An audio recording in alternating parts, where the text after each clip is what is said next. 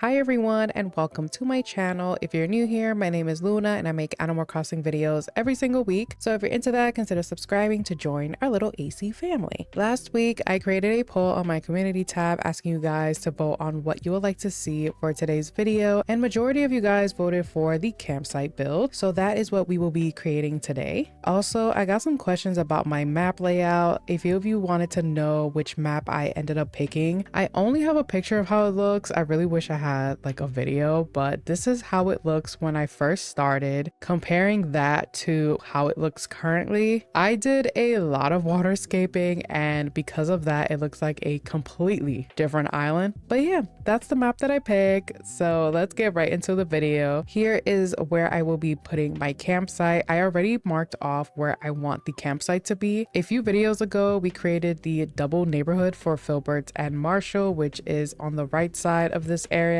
So I will be connecting the two areas together. Also, if you think I have a lot of waterscaping, I'm about to add even more. For one, I ran out of bridges that I can add on this island. So the next best thing that I can do is create paths using the waterscaping tool. And also, I love adding water, little rivers and waterfalls all over my island. I think they make my island look more tropical, and it also takes up more space on your island too. So if you have a lot of empty space, try waterscaping. It will change your life, and it also takes up space on your island too, so you don't have to worry about all those empty spaces. For this build, I was thinking of adding the campsite on a floating island. Since I'm the only one that actually goes into the campsite, I don't have to worry about my villagers getting stuck. And you guys know how much I feel terrible when I see a villager get stuck and they can't move anywhere. So I'm very mindful of my builds and making sure that it's villager friendly. And I only have to go here like about once a week when villagers decide to stay for the day. I usually don't create floating islands with a building because I get so annoyed easily having to hop over the water just to get to a place that I need to go to. But for the campsite, I made an exception. So I'm just creating a pathway here to allow us to walk through. And I'm also creating some designs here with the waterscaping tool. When it comes to creating ponds and rivers, it can be hard to know how to maneuver it and have it go where you want it to go. I learned to create like an S shape and then play around with it until I like how it is. I also keep in mind not to make the rivers too straight. My max is carving out 3 squares in a straight line and then curving it at the 4th one. Doing that, it makes it look more natural, and the same goes for curved edges. Trust me, I have struggled and still struggle with creating rivers, but when I started doing that method, I can't stop creating rivers, as you can tell on my map. So here's how the build looks with just the waterscaping done. Now we're going to decorate it.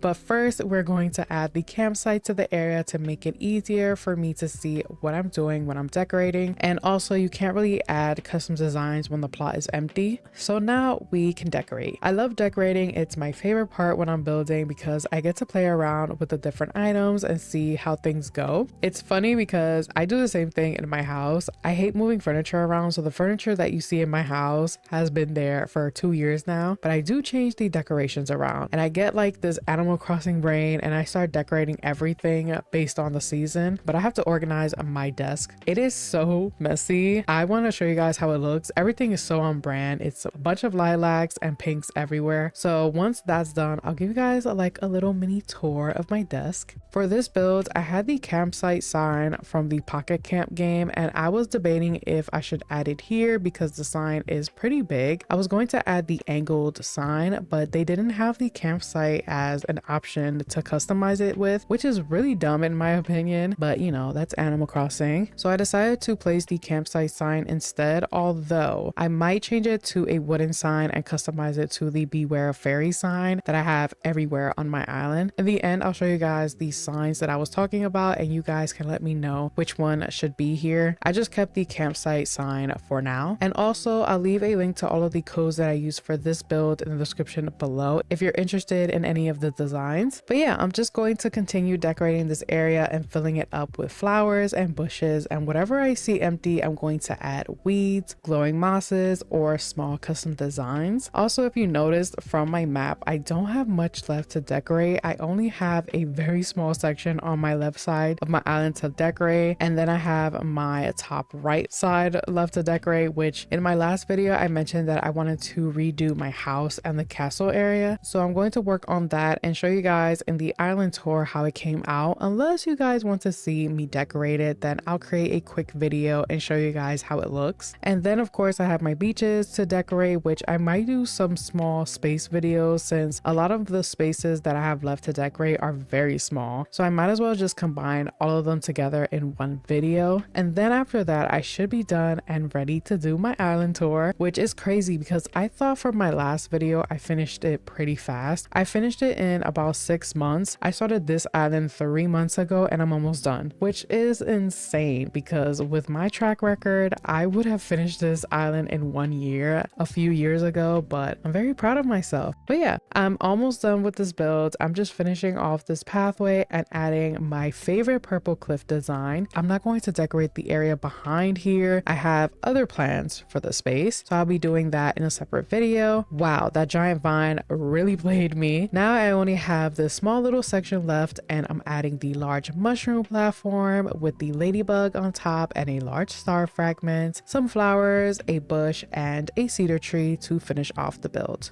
And here's how the entrance of the build ended up looking. Look at sweet little Filbert reading his little book. He is so cute. I love the entrance area and how everything just ties together so nicely.